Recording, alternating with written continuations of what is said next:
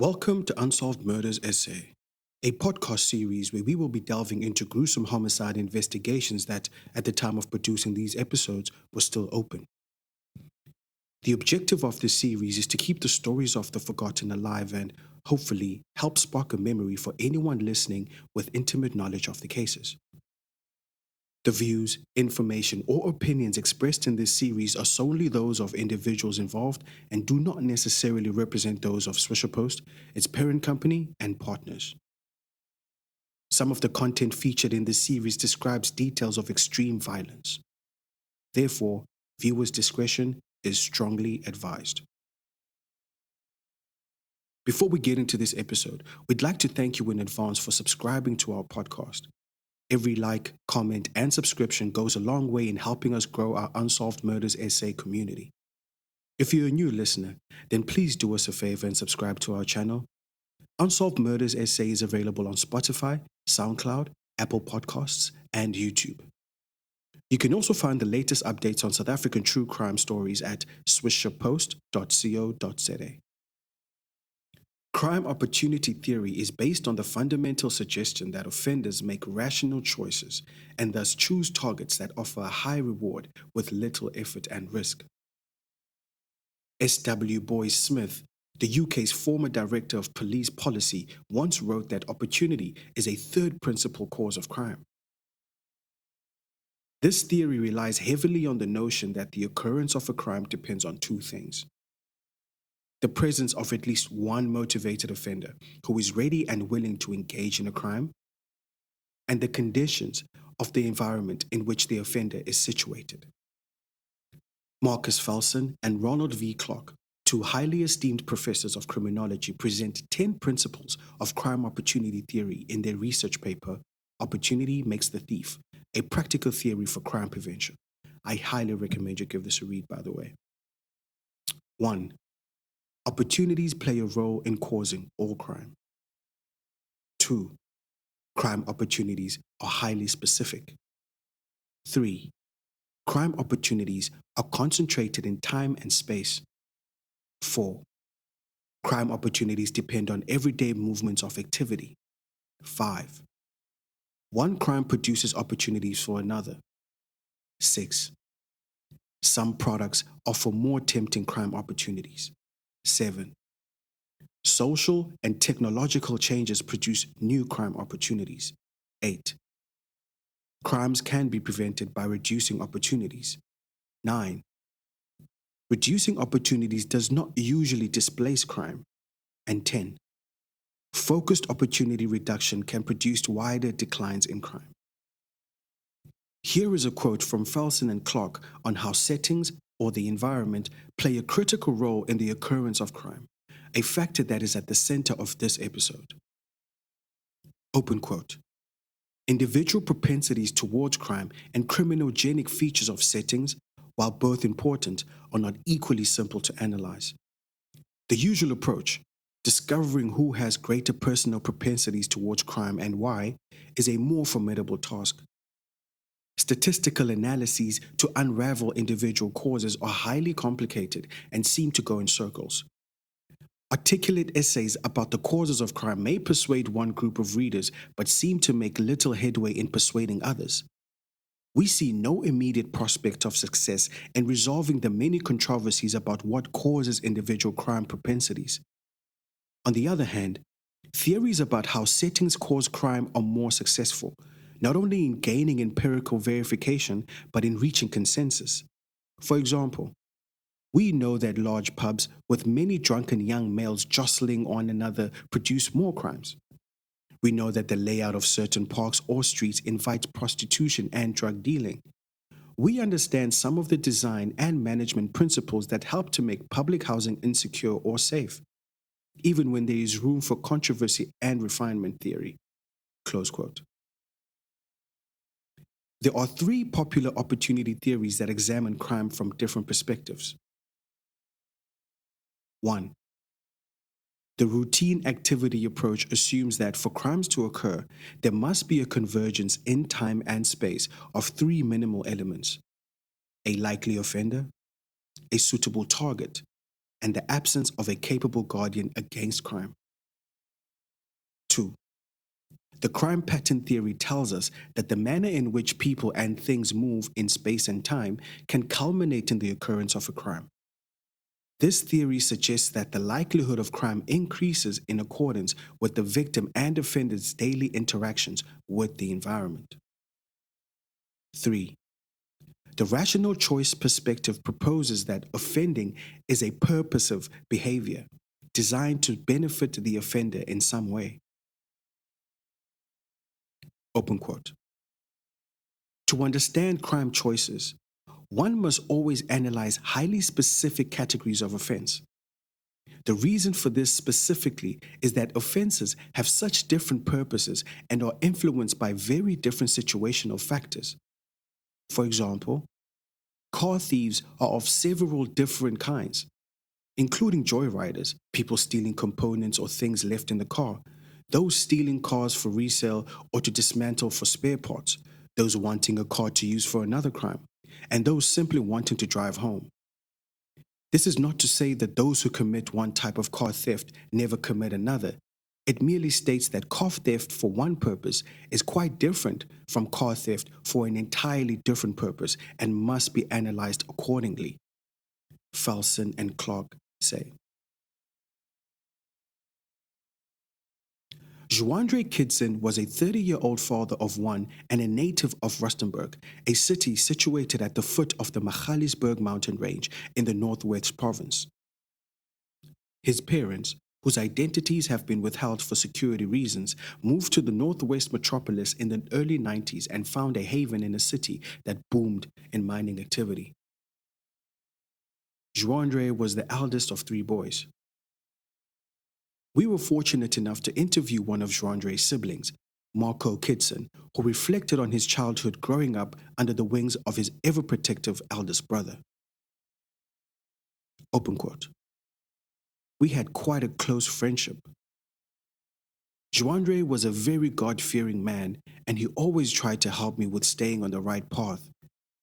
We liked to go fishing together. That was where we bonded the most, is when we'd go fishing together. He always wanted to take me hunting. This year was the year we were supposed to go hunting together, close quote, he said. Christianity played a crucial role in Juandré's upbringing. As the eldest, he often preached the word to Marco and the lastborn, and always used the teaching of the Holy Bible to correct his brothers. Juandré was an adventurous kid, and naturally, his thirst for discovery always placed him in the line of danger. Open quote. We always made jokes, saying that he was the child always getting in accidents because he had multiple injuries, jumping through windows on a trampoline, motorbike accidents, car accidents. He was very adventurous and he lived life 100%, close quote, Marco reflected. Juandré attended Rustenburg Christian Academy Primary School and later enrolled at Rustenburg High School, where he excelled in IT. According to Marco, his eldest brother was so good at the subject that he earned a decent income repairing computers in his community. Juandré matriculated in 2010, and while his peers pursued higher education, he continued thriving in his work as a freelance computer repairman. Our research indicates that Juandré used his specialties in IT for 6 years after he matriculated. Thereafter, in 2016, he established Aquam Vivum, a company that sold purified water and plastic bottle screen printing services to businesses in Rustenburg and Brits. According to Marco, Juandré wasn't really into dating. Sure, he showed an interest in women, but he never indulged too much in relationships. Open quote. He always searched for the right woman. I can remember 2 of them, women he dated before marriage. But it didn't work out because he searched for the one that he would spend the rest of his life with, close quote, Marco said. Juandré Kidson, the woman who'd end up stealing Juandré's heart, was also born and raised in Rustenburg. While not much is known about her background, Marco confirmed that Juandré worked for his mother, who ran a jumping castle rental business, and that's where his brother met her. Johanette was, in many ways, a lot like Juandré. She was a God-fearing woman, a devout Christian with a thirst for adventure and the outdoors. Not very long after they started dating, Juandré took the knee, and a year thereafter, they got married. Johanette, between 2016 and 2017, joined Juandré's entrepreneurial venture and became Aquam Vivum's sales manager. By 2021, the couple had welcomed their first and only child. Looking back at what we've learned about Juandré, we can reasonably conclude that this faith-based upbringing paved the way for this blissful and simple life he lived, and at the very least, the manner in which it was taken was categorically undeserving. Saturday, 7 May 2022, was like any other for Juandré and his family. According to Marco, on Saturdays, Juandré, Johanette, and their daughter would always make the 74-kilometer drive from Brits, where they lived, to spend the day with his parents in Rustenburg. Juandré also had business dealings in his hometown, and he'd often tend to those whenever he was around on Saturdays. On that fateful weekend, though, he had no such arrangements. The last time Marco saw his brother was around 6 p.m. when he left the home. Juandré, Joannette, and their daughter said their goodbyes and headed back to Brits shortly before 8 p.m. Not long thereafter, Juandré's mother received a WhatsApp message from Joannette informing her that they had driven over sharp objects on the N4 highway and were forced to park on the side of the road to change a punctured tire. Open quote. My brother drove as far as he could, but he had to stop to change that tire. Close quote, Marco recalled. Joannette asked her mother-in-law to keep them in her prayers since that route was synonymous with rampant criminal activity. In fact, earlier that day, police were called out to the scene of a murder where a man was shot and killed on the same road. While Juandré was busy changing the punctured tire of his Hyundai SUV, 3 armed men pounced from the bushes and accosted him. Open quote. Joannette heard my brother begging for the murderers just to please leave them alone. They can take everything they want, but they must just please leave them alone. Close quote, Marco revealed. At this point, Juandré was still outside of the car. The armed men rummaged inside the vehicle in search of valuable items to make off with. Joannette, who had clutched her baby in her arms, was told to get out of the car. As soon as she was outside, one of the robbers tried snatching the baby out of her grasp, and according to Marco, this is when things went awry. Juandré, it's believed, lunged toward his wife and stood between her and the armed robbers. And this is when, it's believed, he was fatally shot in the head, execution style. According to Joannette's account of events, after her husband was viciously gunned down right in front of her and their daughter, she was shot twice in the shoulder and fell to the ground, covering the baby. The robbers, possibly spooked by oncoming traffic, took 2 cell phones, a bag of baby clothes and nappies, as well as the couple's luggage bag and ran off into the night. Fortunate to still be alive after encountering the worst possible nightmare of their life, Joannette, with her baby firmly placed in her grasp, ran to get help. According to Marco, she returned to the crime scene where, by then, a towing company had pulled up to inspect the stationary vehicle abandoned on the side of a very busy and dangerous highway. Joannette tried to contact her mother-in-law, but she wasn't picking up.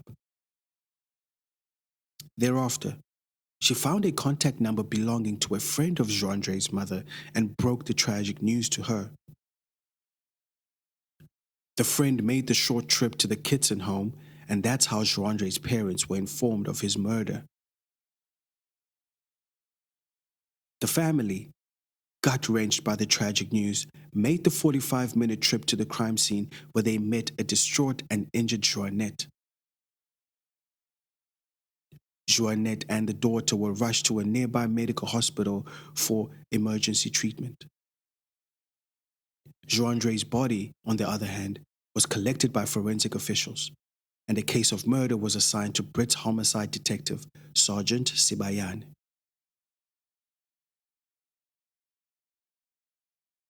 We made a number of attempts to reach Sergeant Sibanyane to get a clear perspective of the investigation, but unfortunately, a response was not returned at the time of this episode's recording. However, according to Marco, who voiced his discontent with the manner in which the case has thus far been handled, Juandré's vehicle was taken in for examinations and forensic officials pulled a number of fingerprint profiles. What is unclear at this stage is whether these profiles include the suspects. Open quote. If my father calls to hear what's going on in the investigation, they'll just tell him, no, they're still searching around, they're still trying. We don't get anything worth out of them to tell us that they are really investigating and getting to a point, close quote, Marco said. From what we know, Juandré, the only eyewitness who may have seen the faces of the killers, was not formally interviewed by authorities, and thus no composite sketches were ever drawn. Open quote. My parents are heartbroken. I see my father is not the same man he was at all. We all go to see a psychologist that helps us get over this thing and to talk about it. Everyone is doing very, very badly. Life is not the same at all. Maybe it would have been much better if police gave us updates on what's going on. Close quote, Marco said. With the case pretty much cold more than 2 months later, the Kidson family has issued a 100 Rand cash reward for information that will lead to the arrest and subsequent prosecution of the suspects involved in the murder. While this reward has spurred interest in the case, Marco revealed that sharing his personal contact information has opened his family up to threats from unknown people, warning him against pursuing justice for his brother. Open quote. There were weird SMSs coming to my side, telling me they want to meet up with me, but they don't want any police involved. They just want to see me and my family. So we have a hit on our backs. Close quote, Marco added. The Kidson family continues in their pursuit of justice, but from an investigative perspective, the murder case of Juandré, much like many others in South Africa, remains unsolved. If you are listening to this episode and happen to have information that could help investigators, please contact SAPSA's toll-free Crime Stop number at 08600 10 111. This brings us to the end of our episode. If you enjoyed our podcast, please consider giving us a star rating. We appreciate all the feedback, and it helps us improve the quality of our podcast. Also, if you have a story you'd like us to investigate, please send us an email at info@swisherpost.co.za and provide us with as much information as possible. Please note that the story suggestions must be based in South Africa and the cases must be unsolved. Thank you for tuning in.